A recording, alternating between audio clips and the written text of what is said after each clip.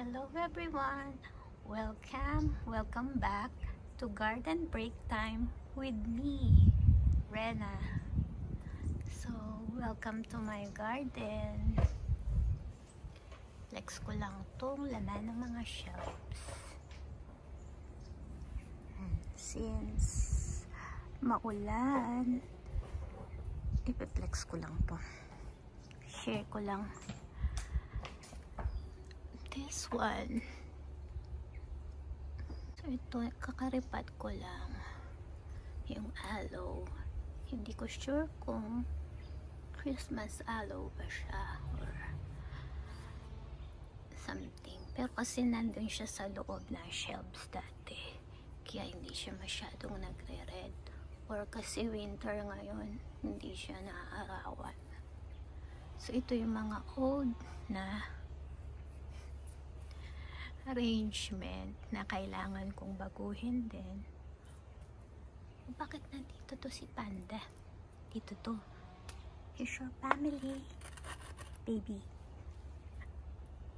So, ito rin, mga ilang years na rin tong arrangement na to.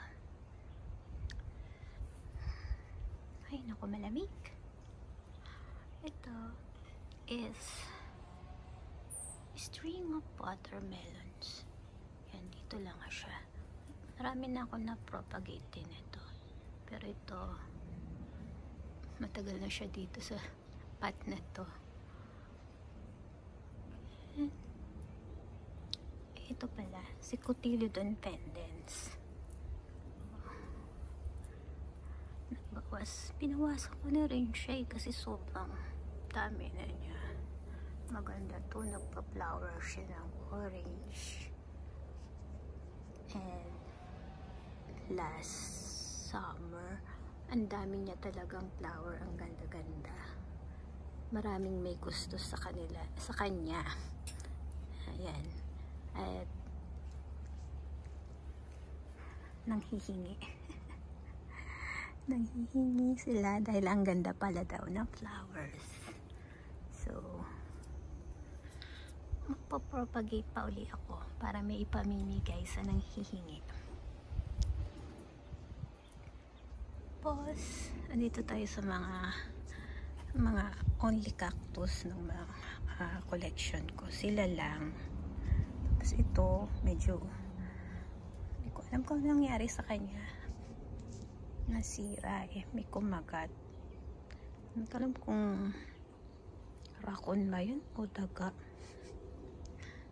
Yan, meron din akong needle cactus doon sa likod. Ito yung mga anak to ng nakalagay doon sa plant bed. Pero hindi sila naging pabilog. Tumaas sila.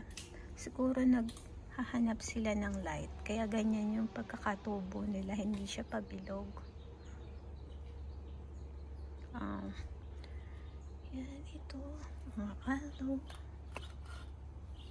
Ito pink granite.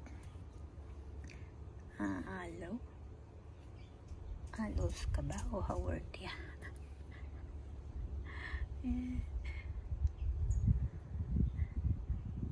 Haworthia.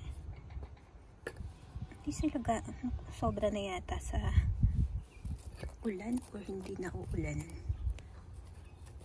Tuyo nga siya. Kailangan niya ng water.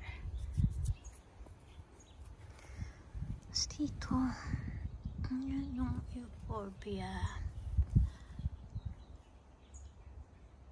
Variegated one. Tapos ito,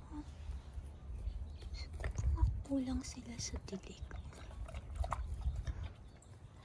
Yeah. Oh, hindi. Moist naman pala. Malamig lang siguro panahon kaya hindi sila maganda. Ito yung cocoon plant. Tinan mo, meron pang Cotyledon pendens na sanga doon. Ito yung cocoon plant. Yan. Andito lang kasi siya sa loob. Kaya pag ripat ko siya sa malaki-laking pots. Tapos may lead bulbs ako dun. Tatabingan na niya. Lipat ko kaya ito dun.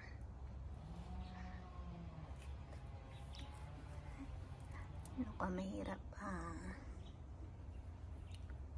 malamig at tag-ulan. Hindi sila gumaganda. Konti ang araw. So ito si Echeveria Lola, nagpa-flower siya. Ito, ano na nga pangalan nito? Jet beads. Hanapin natin. Ito si Pink Granite. Tingnan ko kung may tag ito. Pink Granite to. And Sadeberia Shooting Star. Ano yung name niya? Hindi ko na makita. Sorry. Ito si Tradescantia Nanok. Ayun yung to na maliliit. Iris bouquet. And ito yung moonstone. Yan. Laging hindi gumaganda ang moonstone sa akin. Kasi lagi silang nilalapitan ng mealybugs. Favorite sila. Ito yung propagation ko ng cocoon plant. At yung pink jelly beans na pinopagate ko.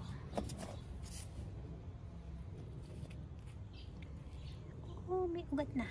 Balik. Tapos agaboids aloes. Ito ang cute niya. Pinopagate ko rin siya. Ganda ng color niya ngayon. Yellow na nagpipink.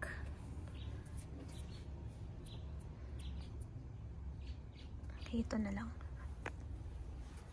Ito si Haworthia.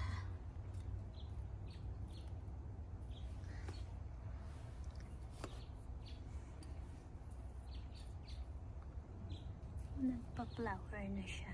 Hindi ko alam yung pangalan ng Echeveria niya, but crested siya. Okay, hanggang dito na lang. Thank you for watching. I hope you like it and subscribe to my channel so I'll be inspired to do more videos. Thank you. Until next time. Bye-bye.